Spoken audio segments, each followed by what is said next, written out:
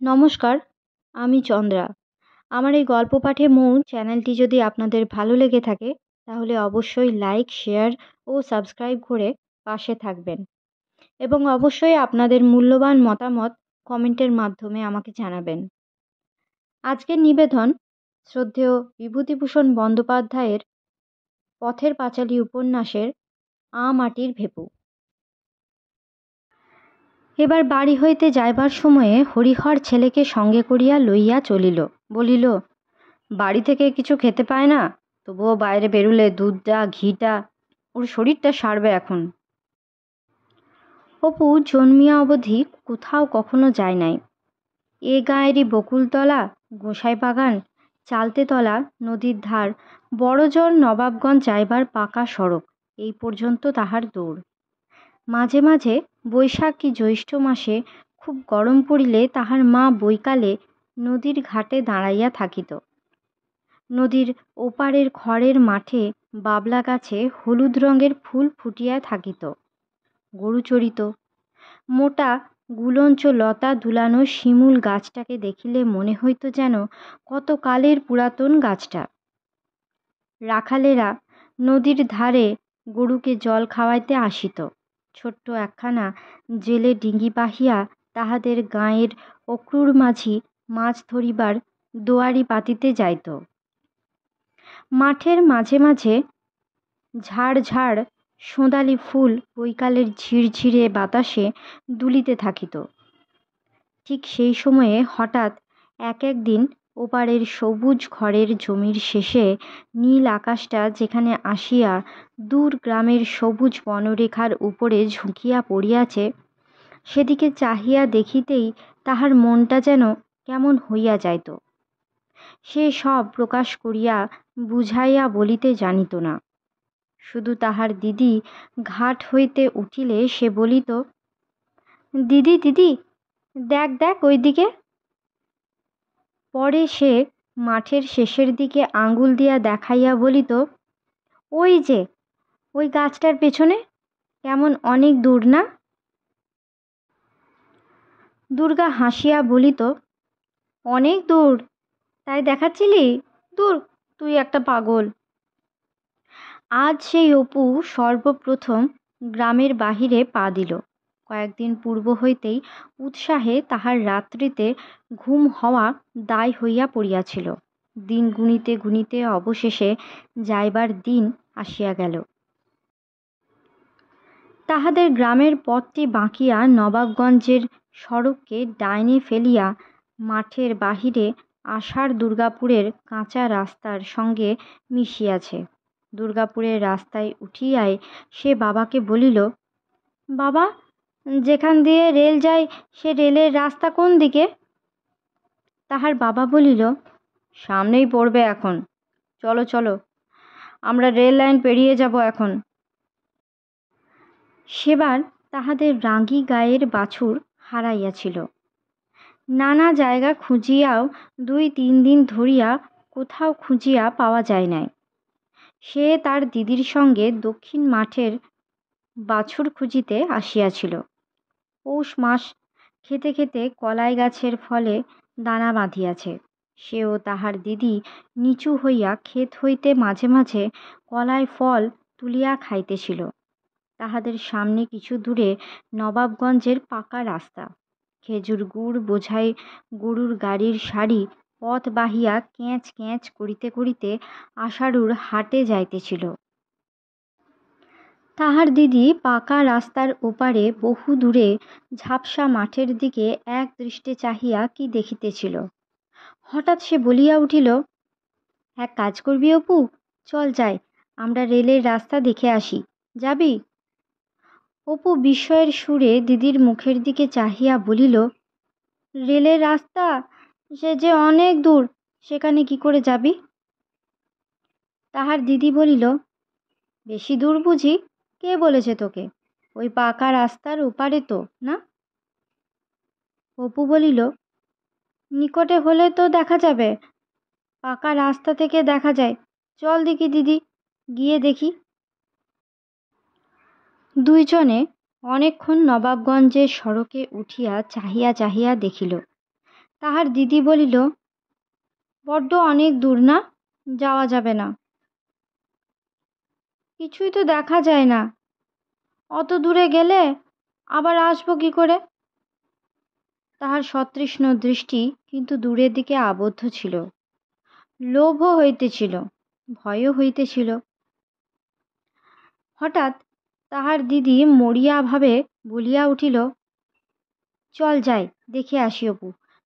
কত দূর আর হবে, দুপুরের আগে ফিরে আসবো এখন। হয়তো রেলের গাড়ি যাবে এখন। মাকে বলবো বাছুর খুঁজতে দেরি হয়ে গেল। প্রথমে তাহারা একটুখানি এদিক ওদিক চাহিয়া দেখিল, কেহ তাহাদিগকে লক্ষ্য করিতেছে কিনা। পরে পাকা রাস্তা হইতে নামিয়া পড়িয়া দুপুর রোদে ভাই বোনে মাঠ বিল জলা ভাঙিয়া সোজা দক্ষিণ মুখে ছুটিল। দৌড় দৌড় দৌড় নবাবগঞ্জের লাল রাস্তা ক্রমে অনেক দূর পিছাইয়া পড়িল। রোয়ার মাঠ, জলছত্রতলা, ঠাকুরজি পুকুর বাম ধারে, ডান ধারে দূরে দূরে পড়িয়া রইল। সামনে একটা ছোট বিল নজরে আসিতে লাগিল। তাহার দিদি হাসিয়া তাহার দিকে চাহিয়া বলিল, মা টের পেলে কিন্তু পিঠের ছাল তুলবে। অপু একবার হাসিল, মরিয়ার হাসি। আবার দৌড় দৌড় দৌড়। জীবনে এই প্রথম বাধাহীন গণ্ডিহীন মুক্তির উল্লাসে তাহাদের তাজা তরুণ রক্ত তখন মাতিয়া উঠিয়াছিল। পরে কি হইবে তাহা ভাবিবার অবসর কোথায়? পরে যাহা হইল তাহা সুবিধাজনক নয়।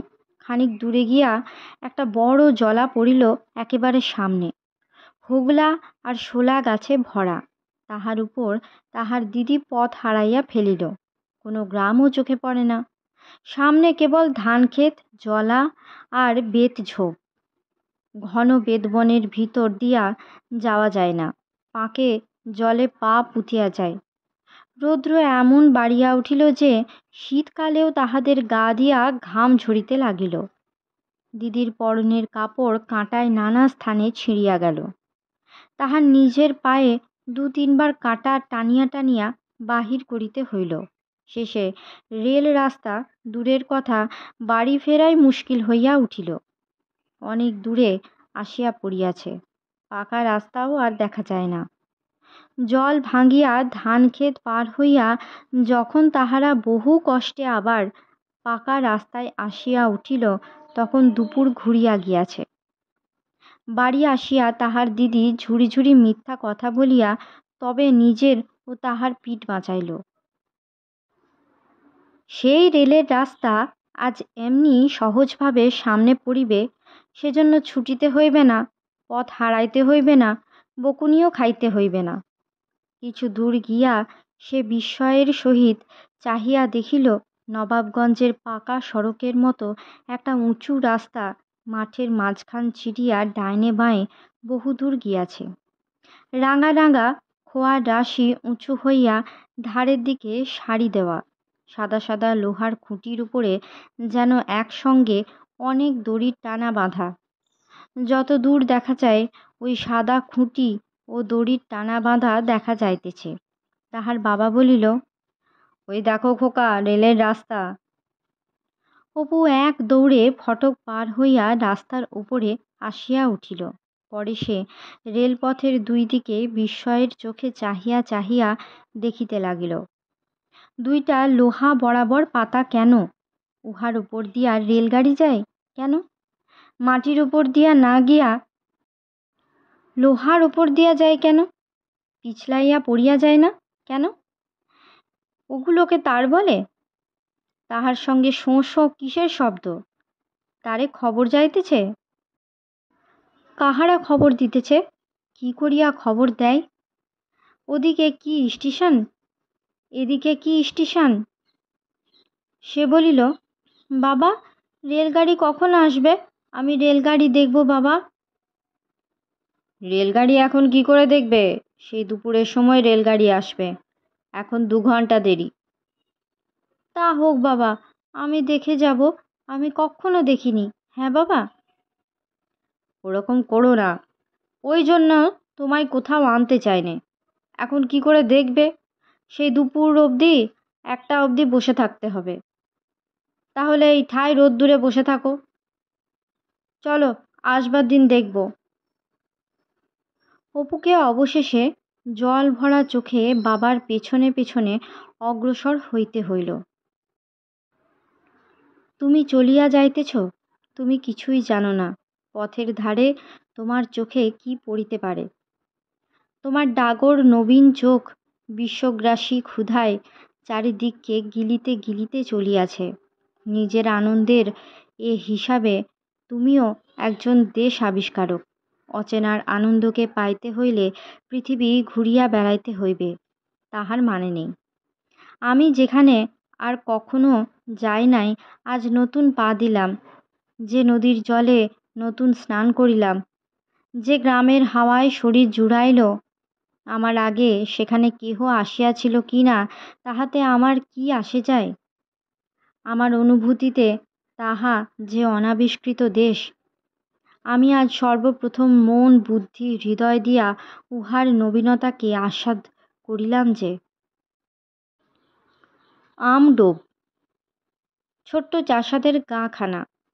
কেমন নামটি? মেয়েরা উঠানে বিচালি কাটিতেছে, ছাগল বাঁধিতেছে, মুরগিকে ভাত খাওয়াইতেছে, বড়লোকেরা পাট শুকাইতেছে, বাঁশ কাটিতেছে।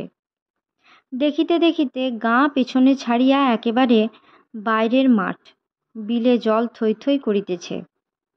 উড়ি ধানের ক্ষেতে বক বসিয়া আছে, নাল ফুলের পাতা ও ফুটন্ত ফুলে জল দেখা যায় না।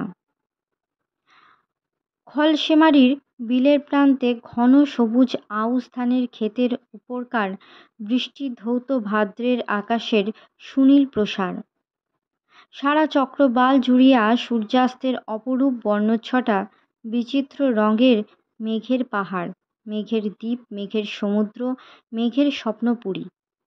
খোলা আকাশের সহিত এরকম পরিচয় তাহার এতদিন হয় নাই। মাঠের পাড়ের দূরের দেশটা এবার তাহার রহস্য অবগুণ্ঠন খুলিল 8 বছরের ছেলেটির কাছে। যাইতে যাইতে বড় দেরি হইল। তাহার বাবা বলিল, তুমি বড্ড হাঁ করা ছেলে, যা দেখো তাতেই হাঁ করে থাকো কেন অমন? জোরে হাঁটো। সন্ধ্যার পর তাহারা গন্তব্যস্থানে পৌঁছিল। শিষ্যের নাম লক্ষণ মহাজন, বেশ বড় চাষি ও অবস্থাপন্ন গৃহস্থ। বাহিরের বড় আটচালা ঘরে মহা আদরে তাহাদের থাকিবার স্থান করিয়া দিল। লক্ষণ মহাজনের ছোট ভাইয়ের স্ত্রী সকালে স্নান করিবার জন্য পুকুরের ঘাটে আসিয়াছিল। জলে নামিতে গিয়া পুকুরের পাড়ে নজর পড়াতে সে দেখিল পুকুর পাড়ের কলাবাগানে একটি অচেনা ছোট ছেলে একখানি কঞ্চি হাতে কলাবাগানের একবার এদিকে একবার ওদিকে পায়চারি করিতেছে ও পাগলের মতো আপন মনে বকিতেছে। সে ঘাড় নামাইয়া কাছে আসিয়া জিজ্ঞাসা করিল, তুমি কাদের বাড়ি এসেছ খোকা? অপুর যত জারিজুরি তাহার মায়ের কাছে, বাহিরে সে বেজায় মুখচোরা। প্রথমটা অপুর মাথায় আসিল যে টানিয়া দৌড় দেয়, পরে সংকুচিত সুরে বলিল, ওই ওদের বাড়ি। বধূটি বলিল, বড়ঠাকুরদের বাড়ি? বড়ঠাকুরের গুরুমশায়ের ছেলে? ও।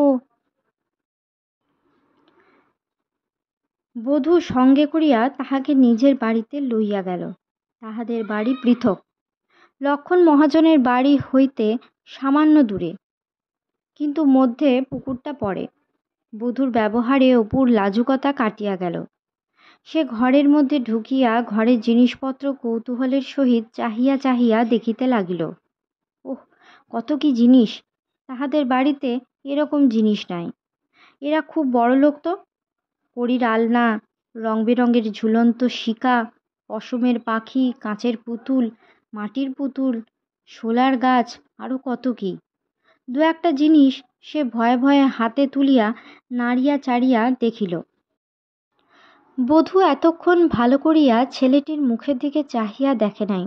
কাছের গোড়ায় দেখিয়া মনে হইল যে এ এখনো ভারী ছেলে মানুষ, মুখের ভাব যেন 5 বছরের ছেলের মতো কচি। এমন সুন্দর অবোধ চোখের ভাব যে সে আর কোনো ছেলের চোখে এ পর্যন্ত দেখে নাই। এমন রং, এমন গড়ন, এমন সুন্দর মুখ, এমন তুলি দিয়া আঁকা ডাগর ডাগর নিষ্পাপ চোখ। অচেনা ছেলেটির উপর বধূর বড় মমতা হইল। অপু বসিয়া নানা গল্প করিল, বিশেষ করিয়া কল্লকার রেলপথের কথাটি। খানিকক্ষণ পরে বধূ মোহনভোগ তৈয়ারি করিয়া খাইতে দিল। একটা বাটিতে অনেকখানি মোহনভোগ, এত ঘি দেওয়া যে আঙুলে ঘিয়ে মাখামাখি হইয়া যায়। অপু একটুখানি মুখে তুলিয়া খাইয়া অবাক হইয়া গেল। এমন অপূর্ব জিনিস আর সে কখনো খায় নাই তো। মোহনভোগে কিশমিশ দেওয়া কেন? কই, তাহার মায়ের তৈরি মোহনভোগে তো কিশমিশ থাকে না। বাড়িতে সে মার কাছে আবদার ধরে, মা, আজ আমাকে মোহনভোগ করে দিতে হবে। তাহার মা হাসি মুখে বলে, আচ্ছা, ওবেলা তোকে করে দেব। পরে সে শুধু সুজি জলে সিদ্ধ করিয়া একটু গুড় মিশাইয়া পুলটিসের মতো একটা দ্রব্য তৈয়ারি করিয়া কাঁসার সরপুরিয়া থালাতে আদর করিয়া ছেলেকে খাইতে দেয়। অপু তাহাই খুশির সহিত এতদিন খাইয়া আসিয়াছে। মোহনভোগ যে এরূপ হয় তাহা সে জানিত না। আজ কিন্তু তাহার মনে হইল এ মোহনভোগে আর মায়ের তৈয়ারি মোহনভোগে আকাশ পাতাল তফাত। সঙ্গে সঙ্গে মায়ের উপর করুণায় ও সহানুভূতিতে তাহার মন ভরিয়া উঠিল। হয়তো তাহার মাও জানে না যে এরকম মোহনভোগ হয়। সে যেন আবছায়াভাবে বুঝিল তাহার মা গরিব, তাহারা গরিব, তাই তাহাদের বাড়ি ভালো খাওয়া দাওয়া হয় না। একদিন পাড়ার এক ব্রাহ্মণ প্রতিবেশীর বাড়ি অপুর নিমন্ত্রণ হইল। দুপুরবেলা সে বাড়ির একটি মেয়ে আসিয়া অপুকে ডাকিয়া লইয়া গেল। ওদের রান্নাঘরের দাওয়ায় যত্ন করিয়া পিঁড়ি পাতিয়া জল ছিটাইয়া অপুকে খাবার জায়গা করিয়া দিল। যে মেয়েটি অপুকে ডাকিতে আসিয়াছিল নাম তার অমলা। বেশ টকটকে ফর্সা রং, বড় বড় চোখ, বেশ মুখখানি, বয়স তার দিদির মতো। অমলার মা কাছে বসিয়া তাহাকে খাওয়াইলেন, নিজের হাতে তৈয়ারি চন্দ্রপুলি পাতে দিলেন।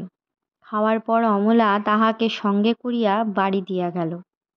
সেদিন বৈকালে খেলিতে খেলিতে অপুর পায়ের আঙুল হঠাৎ বাগানের বেড়ার দুই বাঁশের ফাঁকে পড়িয়া আটকাইয়া গেল। টাটকা চেরা নতুন বাঁশের বেড়া আঙুল কাটিয়া রক্তারক্তি হইল। অমলা ছুটিয়া আসিয়া পাখানা বাঁশের ফাঁক হইতে বাহির না করিলে গোটা আঙুলটাই কাটা পড়িত। সে চলিতে পারিতেছিল না। অমলা তাহাকে কোলে করিয়া গোলার পাশ হইতে পাথরকুচি পাতা তুলিয়া বাটিয়া আঙুলে বাঁধিয়া দিল। পাছে বাবার বকুনি খাইতে হয় এই ভয়ে অপু একথা কাহারও কাছে প্রকাশ করিল না। সে রাত্রে শুইয়া অপু শুধু অমলারই স্বপ্ন দেখিল। সে অমলার কোলে বেড়াইতেছে, অমলার কাছে বসিয়া আছে, অমলার সঙ্গে খেলা করিতেছে, অমলা তাহার পায়ের আঙুলে পটি বাঁধিয়া দিতেছে। সে ও অমলা রেল রাস্তায় ছুটোছুটি করিয়া বেড়াইতেছে। অমলার হাসি ভরা চোখ মুখ ঘুমের ঘোরে সারা রাত নিজের কাছে কাছে। ভোরে সে শুধু খুঁজিতে লাগিল অমলা কখন আসে। আরও সব ছেলেমেয়েরা আসিল, খেলা আরম্ভ হইয়া গেল। ক্রমে বেশ বেলা হইল, কিন্তু অমলার দেখা নাই। বাড়ির ভিতর হইতে বধূ খাবার খাইবার জন্য ডাকিয়া পাঠাইল।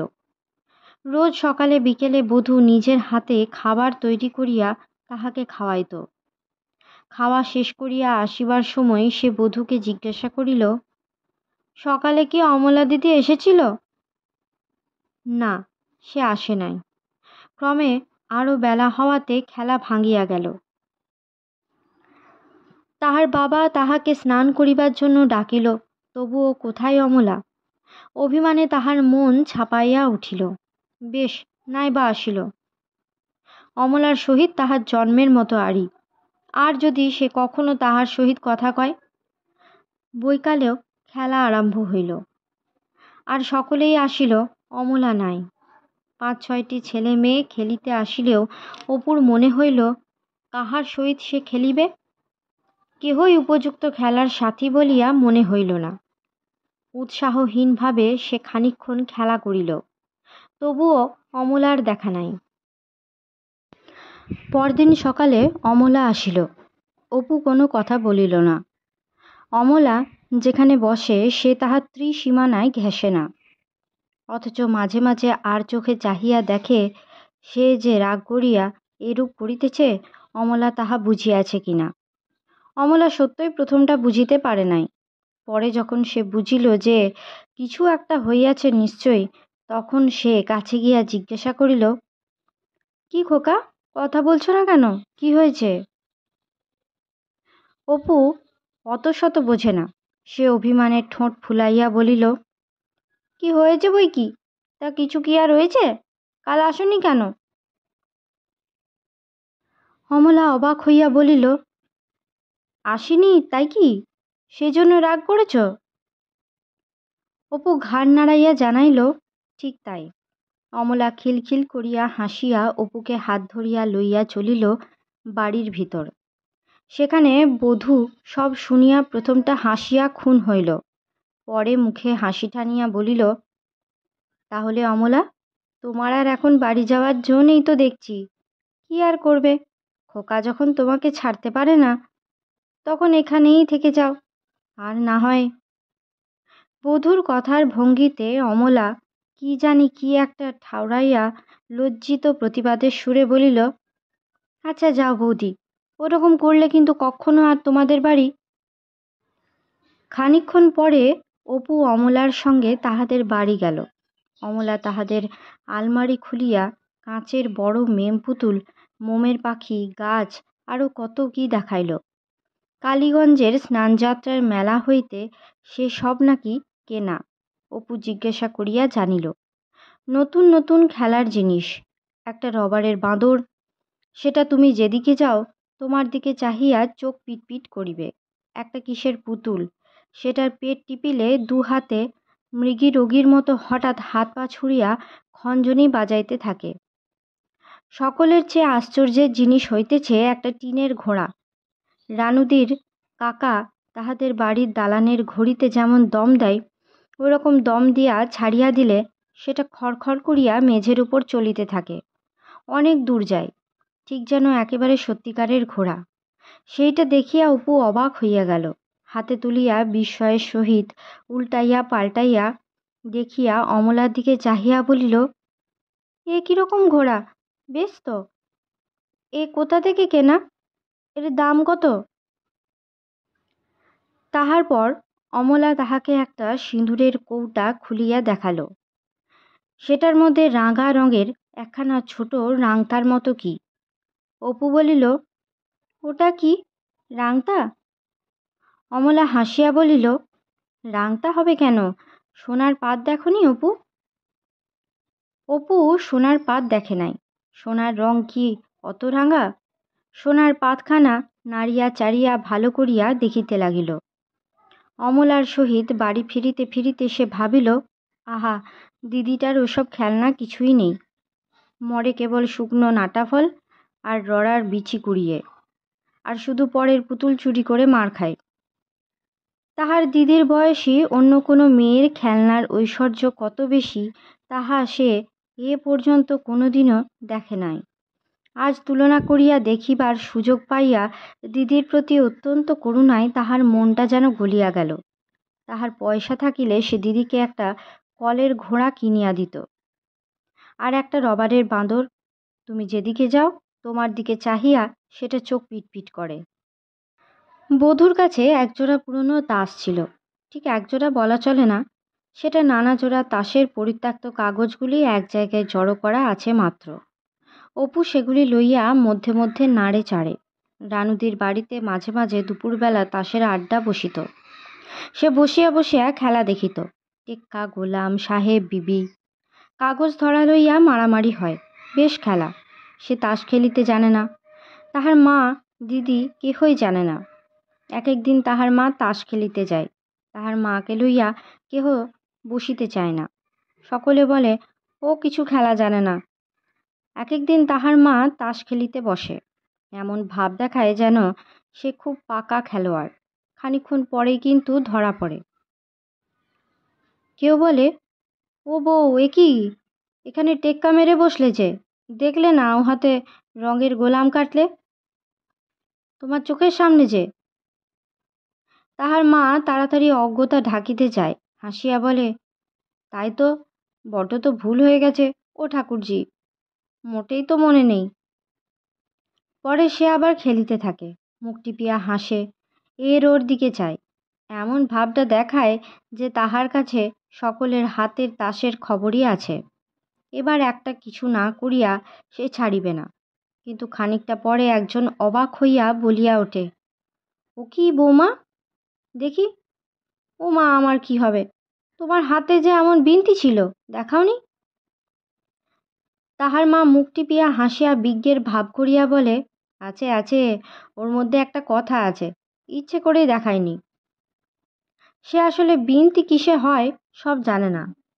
তাহার খেলুড়ে রাগ করিয়া বলে, ওর মধ্যে আবার কথাটা কি শুনি, এমন হাতটা নষ্ট করলে। দাও তুমি, তার সেজে বউকে দাও, তোমায় আর খেলতে হবে না, ঢের হয়েছে। তাহার মা অপমান ঢাকিতে গিয়া আবার হাসে, যেন কিছুই হয় নাই, সব ঠাট্টা। উহারা ঠাট্টা করিয়া বলিতেছে, সেও সেইভাবেই লইতেছে। সে যদি একজোড়া তাস পায় তবে সে মা ও দিদি খেলে। খাওয়া দাওয়ার পর দুপুরবেলা তাহাদের বাড়ির বনের ধারের দিকে সেই জানলাটা, যেটার কবাটগুলো মধ্যে কি পোকায় কাটিয়া সরিষার মতো গুঁড়া করিয়া দিয়াছে, নাড়া দিলে ঝুরঝুর করিয়া ঝরিয়া পড়ে, পুরানো কাঠের গুঁড়ার গন্ধ বার হয়। জানালার ধারের বন থেকে দুপুরের হাওয়ায় গন্ধ ভেদালি লতার কটু গন্ধ আসে। রোয়াকের কালো মেঘের গাছের জঙ্গলে দিদির পরিচিত কাঁচ পোকাটা একবার ওঠে, আবার বসে, আবার ওড়ে, আবার বসে। নির্জন দুপুরে তারা তিনজনে সেই জানলাটির ধারে মাদুর পাতিয়া বসিয়া আপন মনে তাস খেলিবে। কিসে কিসে বিনতি হয় তাদের নাই বা থাকিল জানা। তাদের খেলায় বিনতি না দেখাইতে পারিলেও চলিবে, সেজন্য কেহ কাহাকেও উঠাইয়া দিবে না, কোনো অপমান কথা বলিবে না, কোনো হাসি বিদ্রুপ করিবে না। যে যেরূপ পারে সেইরূপ খেলিবে। খেলা লইয়া কথা, নাই বা হইল বিনতি দেখানো। সন্ধ্যার পর বধূর ঘরে অপুর নিমন্ত্রণ ছিল। খাইতে বসিয়া খাবার জিনিসপত্র ও আয়োজনের ঘটা দেখিয়া সে অবাক হইয়া গেল। ছোট একখানা ফুলকাটা রেখাবিতে আলাদা করিয়া নুন ও লেবু কেন? নুন লেবু তো মা পাতেই দেয়। প্রত্যেক তরকারির জন্যে খাবার আলাদা আলাদা বাটি। তরকারি বা কত, অত বড় গলদা চিংড়ির মাথাটা কি তাহার একার জন্য?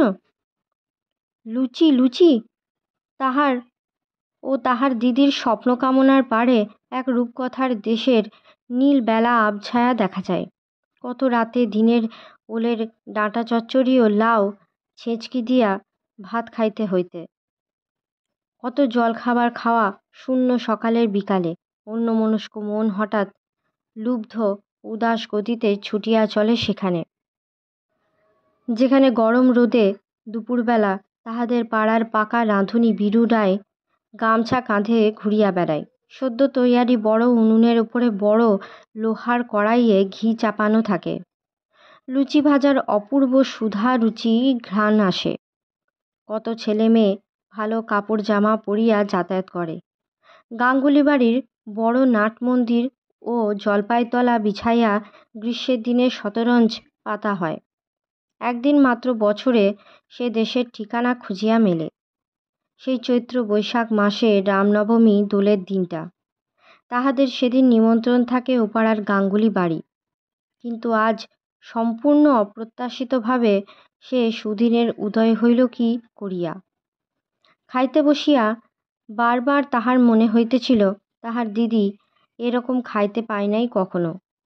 পরদিন সকালে আবার খেলা আরম্ভ হইল। অমলা আসিতেই অপু ছুটিয়া গিয়া তাহার হাত ধরিল। আমি আর অমলাদি একদিকে, আর তোমরা সব একদিকে।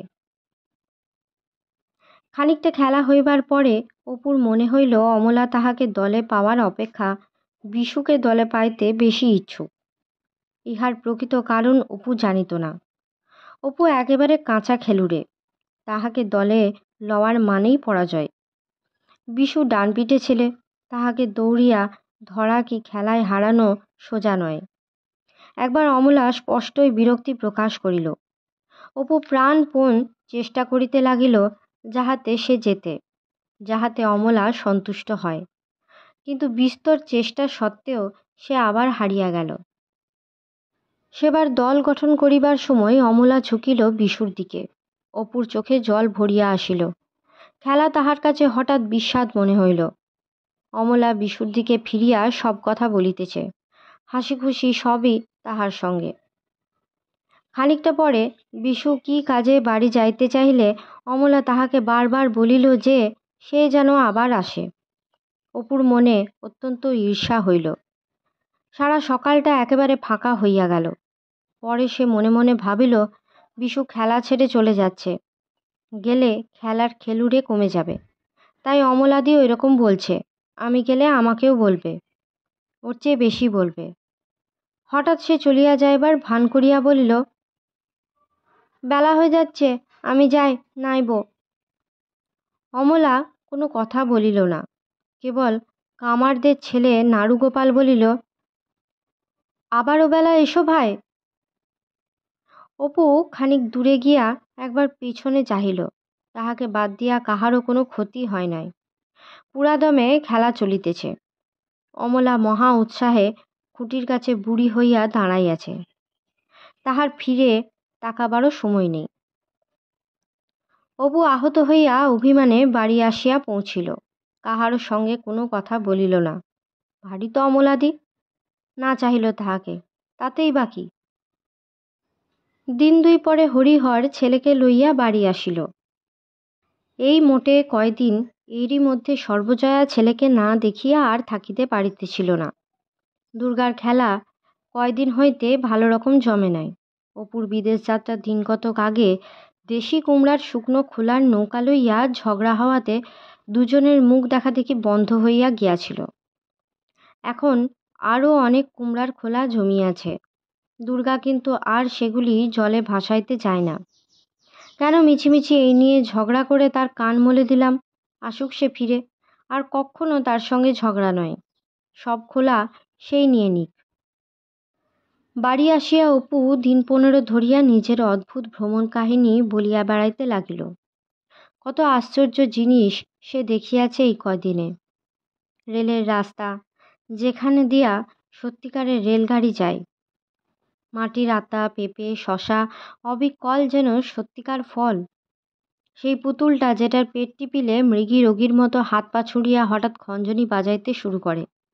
অমলাদি কত দূর যে সে গিয়াছিল, কত পদ্মফুল ভরা বিল, কত অচেনা নতুন গাঁ পার হইয়া, কত মাঠের উপরকার নির্জন পথ বাহিয়া, সেই যে কোন গাঁয়ে পথের ধারে কামার দোকানে বাবা তাহাকে জল খাওয়াইতে লইয়া গেলে, তাহারা তাহাকে বাড়ির মধ্যে ডাকিয়া কত যত্ন করিয়া পিঁড়ি পাতিয়া বসাইয়া দুধ চিড়ে বাতাসা খাইতে দিয়াছিল, কোনটা ফেলিয়া সে কোনটার গল্প করে।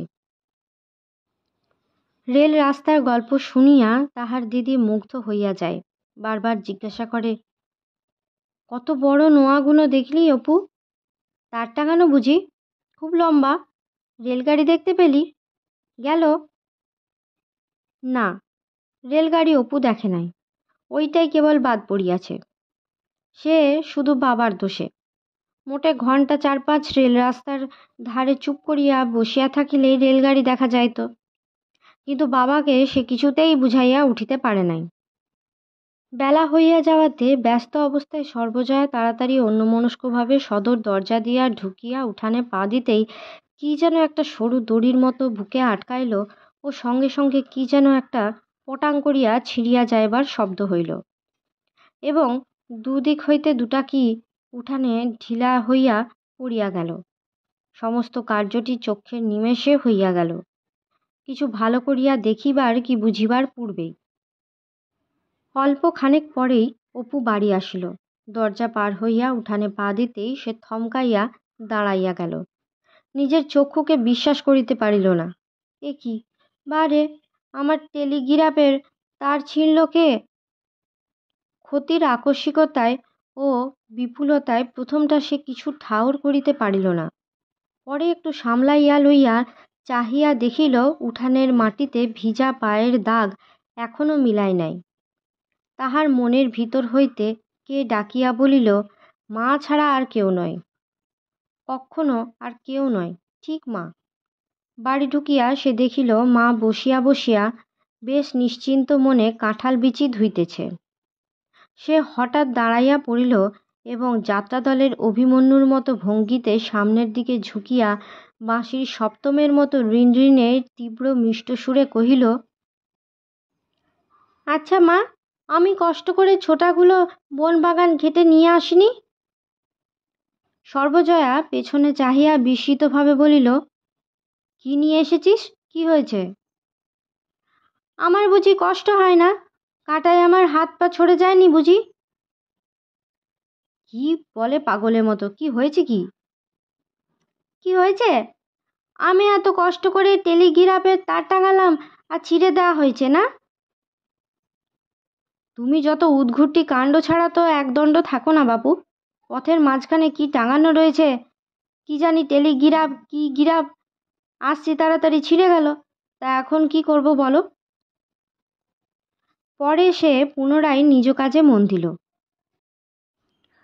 উহ, কি ভীষণ হৃদয়হীনতা! আগে আগে সে ভাবিত বটে যে তাহার মা তাহাকে ভালোবাসে, অবশ্য যদিও তাহার সে ভ্রান্ত ধারণা অনেকদিন ঘুচিয়া গিয়াছে, তবুও মাকে এতটা নিষ্ঠুর পাষাণীরূপে কখনো স্বপ্নেও কল্পনা করে নাই। কাল সারা দিন কোথায় নীলমণি জ্যাঠার ভিটা, কোথায় পালিতদের বড় আম বাগান, কোথায় প্রসন্ন গুরুমশায়ের বাঁশ বাগান, ভয়ানক ভয়ানক জঙ্গলে একা ঘুরিয়া বহু কষ্টে উঁচু ডাল হইতে দোলানো গুলঞ্চলতা কত কষ্টে জোগাড় করিয়া সে আনিল। এখনই রেল রেল খেলা হইবে, সব ঠিকঠাক, আর কি না। হঠাৎ সে মাকে একটা খুব কড়া, খুব রূঢ়, খুব একটা প্রাণ বিঁধানো কথা বলিতে চাহিল, এবং খানিকটা দাঁড়াইয়া বোধহয় অন্য কিছু ভাবিয়া না পাইয়া আগের চেয়েও তীব্র নিখাদে বলিল, আমি আজ ভাত খাবো না, যাও, কখনো খাবো না। তাহার মা বলিল, না খাবি না খাবি, যা, ভাতকে একবারে রাজা করে দেবেন কি না? এদিকে তো রান্না নামাতে তর্স হয় না। না খাবি তো যা, দেখব খিদে পেলে কে খেতে দেয়। ব্যাস, চক্ষের পলকে সব আছে, আমি আছি, তুমি আছো। সেই তাহার মা কাঁঠাল বিচি ধুইতেছে, কিন্তু অপু কোথায়? সে যেন কর্পূরের মতো উবিয়া গেল। কেবল ঠিক সেই সময়ে দুর্গা বাড়িতে ঢুকিতে দরজার কাছে তাহাকে পাশ কাটাইয়া ঝড়ের বেগে বাহির হইয়া যাইতে দেখিয়া বিস্মিত সুরে ডাকিয়া বলিল, ও অপু, কোথায় যাচ্ছিস অমন করে? কি হয়েছে? ও অপু, শোন। তাহার মা বলিল, জানি না আমি, যত সব অনাছিষ্টি কাণ্ড বাপু তোমাদের। হাড় মাস কালি হয়ে গেল, কি এক পথের মাঝখানে টাঙিয়ে রেখেছে, আসছি ছিঁড়ে গেল, তা এখন কি হবে? আমি কি ইচ্ছে করে ছিঁড়েছি? তাই ছেলের রাগ, আমি ভাত খাবো না। না খাস যা, ভাত খেয়ে সব একেবারে সঙ্গে ঘন্টা দেবে কি না তোমরা? মাতা পুত্রের এরূপ অভিমানের পালায় দুর্গাকেই মধ্যস্থ হইতে হয়। সে অনেক ডাকাডাকির পরে বেলা 2টার সময় ভাইকে খুঁজিয়া বাহির করিল। সে শুষ্ক মুখে উদাস নয়নে ও পাড়ার পথে রায়দের বাগানে পড়ন্ত আম গাছের গুঁড়ির উপরে বসিয়াছিল। বৈকালে যদি কেহ অপুদের বাড়ি আসিয়া তাহাকে দেখিত, তবে সে কখনোই মনে করিতে পারিত না যে এ সেই অপু, যে আজ সকালে মায়ের উপর অভিমান করিয়া দেশত্যাগী হইয়াছিল। উঠানের এ প্রান্ত হইতে ও প্রান্ত পর্যন্ত তার টাঙানো হইয়া গিয়াছে। অপু বিস্ময়ের সহিত চাহিয়া চাহিয়া দেখিতেছিল। কিছুই বাকি নেই, ঠিক যেন একেবারে সত্যিকারের রেল রাস্তার তার।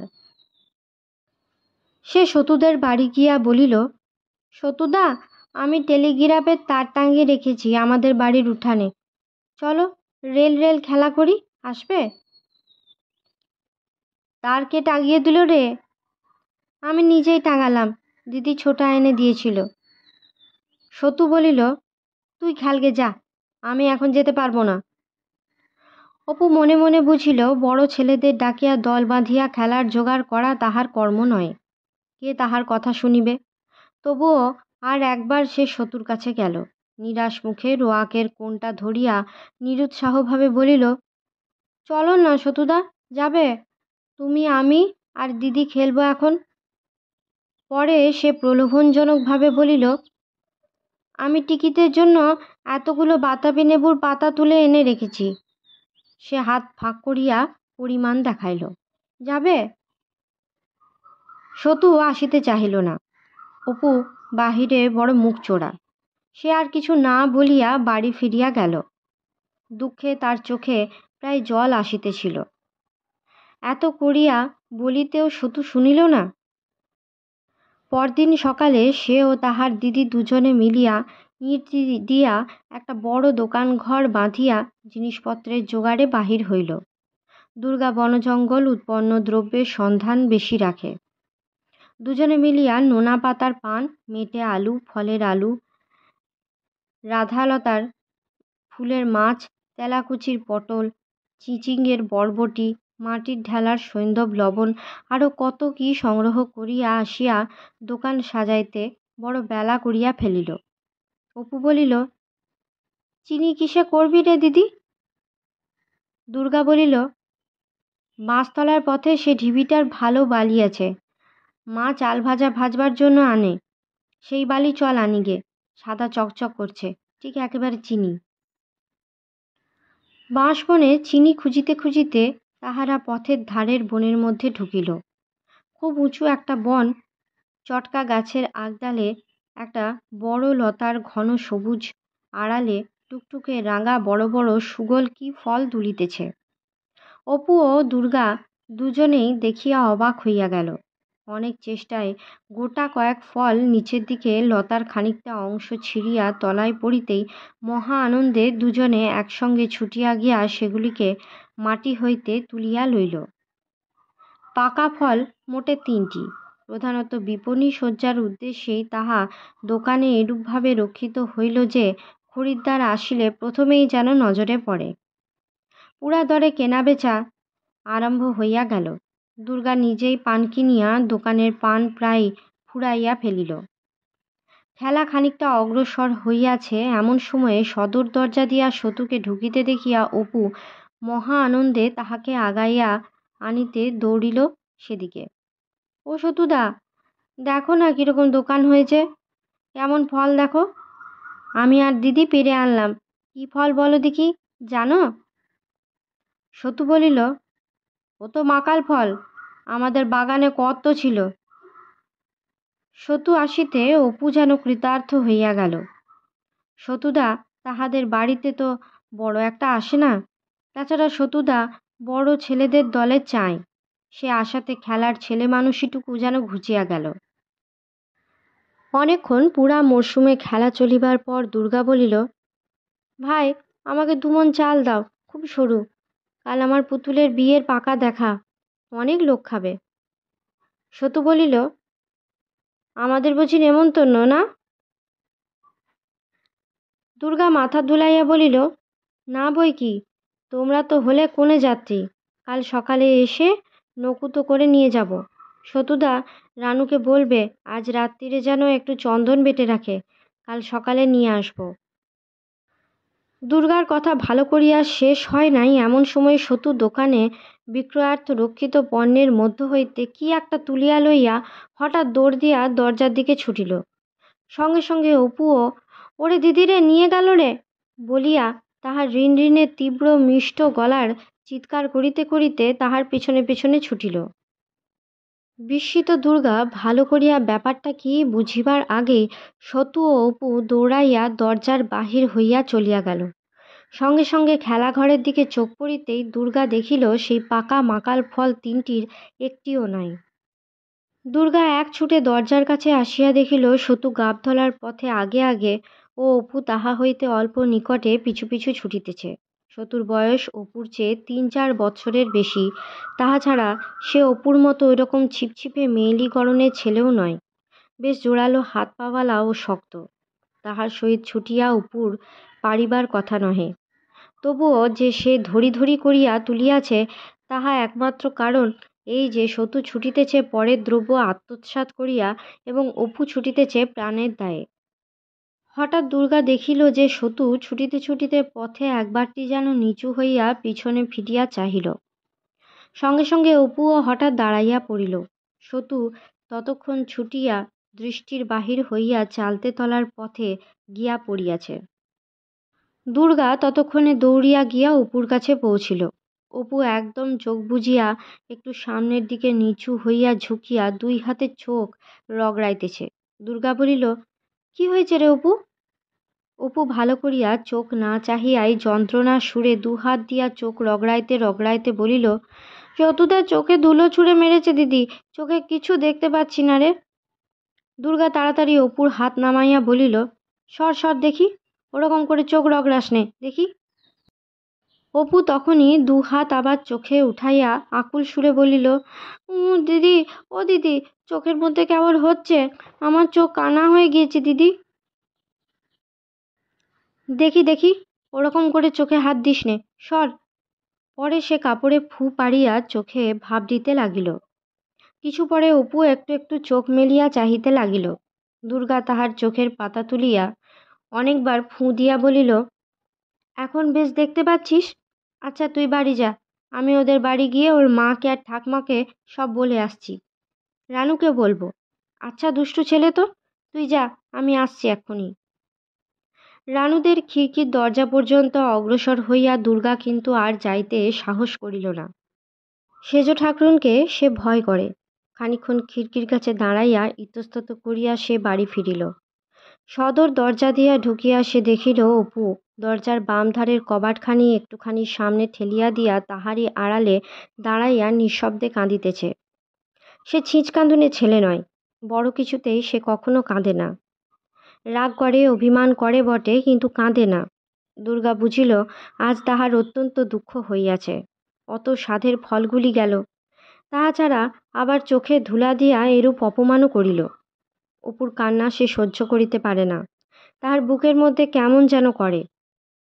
সে গিয়া ভাইয়ের হাত ধরিল, সান্ত্বনা সুরে বলিল, কাঁদিস নে অপু, আয়, তোকে আমার সেই কড়িগুলো সব দিয়ে দিচ্ছি, আয়। চোখে কি আর ব্যথা করছে? দেখি, কাপড়খানা বুঝি ছিঁড়ে ফেলেছিস? আজকের মতো গল্প পাঠ এই পর্যন্ত। পরবর্তী অংশ নিয়ে আসবো পরবর্তী ভিডিওতে। সকলে ভালো থাকবেন, সুস্থ থাকবেন এবং পাশে থাকবেন। নমস্কার।